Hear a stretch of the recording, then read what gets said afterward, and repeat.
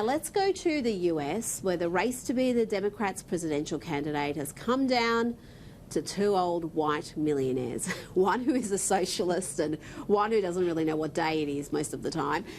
This week we saw billionaire Mike Bloomberg drop out.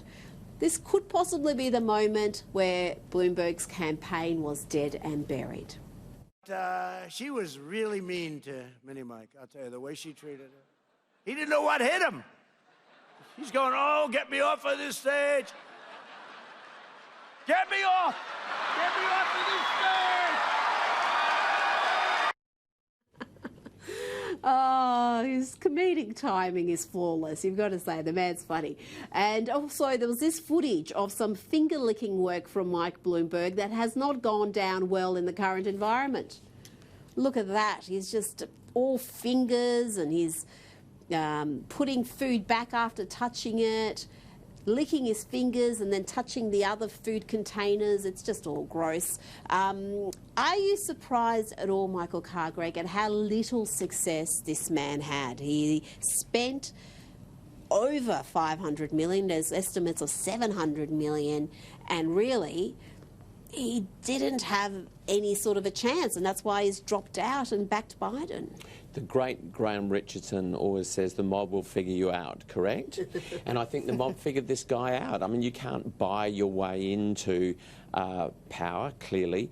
And he was just so poorly prepared. I don't know if you saw the debate. With Elizabeth Warren, which is what Donald Trump was mocking there. He just had no answers for her accusations against him, which weren't a surprise. He should have known that's what they were going to come at him with, and yet he was like a deer in the headlights. Yeah, whoever was prepping him needs to be really reprimanded. I don't think they did a very good job at all, and it's quite good. One thing, though, is I wish we could get rid of the character assassination, the bullying and the harassment in American politics. It's not presidential. That's most of the fun. No, Rita. It's always been there, Michael Carr-Gregg, but now it's just more evident. It's not, and you're having conservatives give as good as they get. It was a one-way street for a long time, and you had the Republicans not getting involved and sort of seeming themselves to be above it, and they kept losing elections. I accept that, and I do recognise it's a two-way street. I'm just wondering about what role modelling that is for our young people in the future, that's all.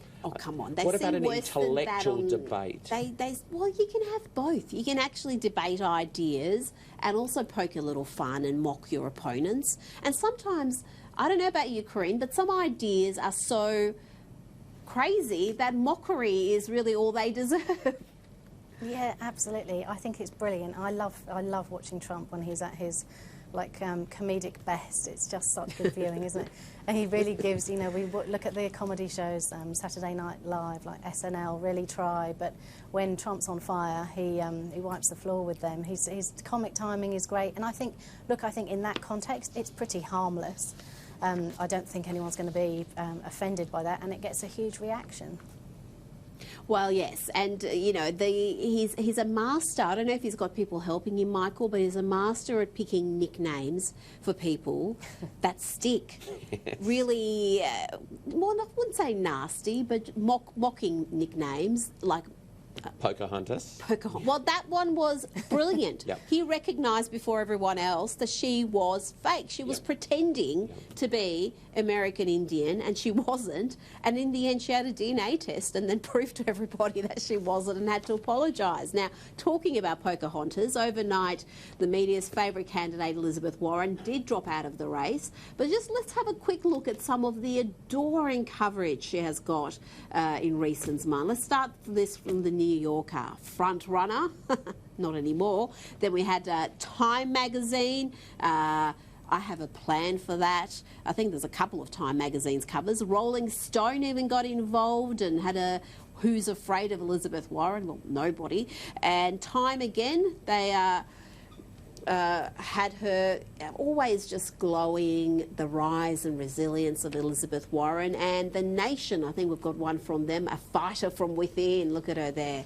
But their media's preferred candidate only managed third place in her home state. She even lost, Corinne, female voters to Joe Biden by 10 points in her home state of Massachusetts. I mean, it is really, given the glowing media coverage she's had, such a poor performance. It really is. She had glowing media coverage.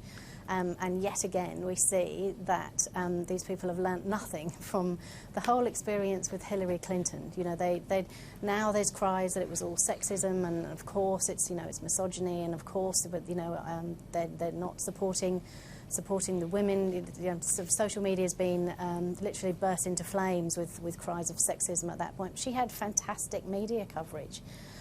But, you know, as we were saying before, you know, that people see through it. People don't like liars. In what world are you going to be voting for someone who has been proven to be telling mistruths? It's just the worst start, isn't it, before you've even sat down?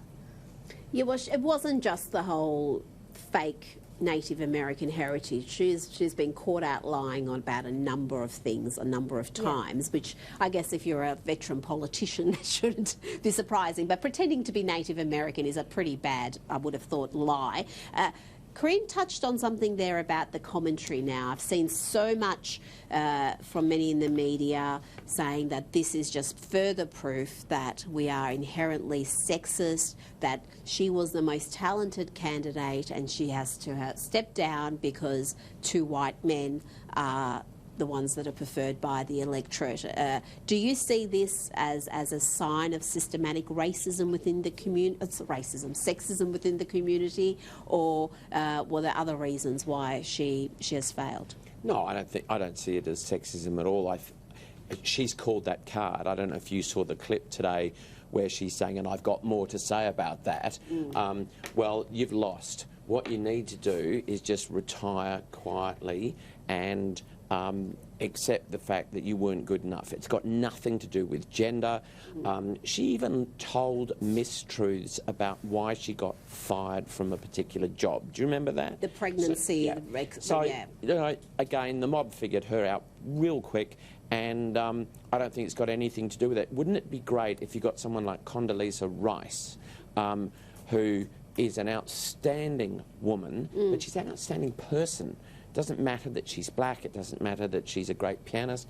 The fact is, she's great for who she is. So I don't buy that at all. But the very people screaming sexism today would not back Condoleezza Rice, just like they didn't back Margaret Thatcher, and just like in probably 4 years' time, they won't be backing Nikki Haley, who hopefully will be the first female American president, because she's not the right type of woman. Now, she may be highly accomplished, principled, she's got real Indian heritage, not American Indian, real Indian heritage, she hasn't got to fake it, but she doesn't get the support from the gender warriors because as a conservative, she sort of forfeits her woman card. Yeah, well, maybe they'll learn from this. Who knows? And in 4 years' time, 5 years' time, maybe we'll be talking about a really great female president. That would be good.